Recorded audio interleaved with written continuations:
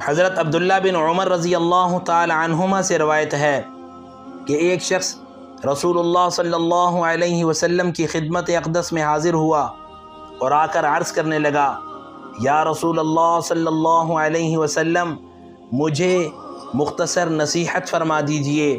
آپ صلی اللہ علیہ وسلم نے ارشاد فرمایا، 3 باتوں پر عمل کر لو، تمہاری دنیا اور آخرت دونوں سنور جائیں گی۔ پہلی بات، جب تم نماز پڑھو تو یہ خیال کر کے پڑھو کہ یہ تمہاری زندگی کی آخری نماز ہے اور تم دنیا سے رخصت ہونے والے ہو، اور اگر یہ دھیان نہ ہو کہ تم اللہ کو دیکھ رہے ہو تو یہ دھیان کر لو کہ اللہ تمہیں دیکھ رہا ہے۔ نمبر 2، لوگوں کے پاس موجود مال و دولت پر نظر نہ رکھو، اس سے تم امیر بن جاؤ گے۔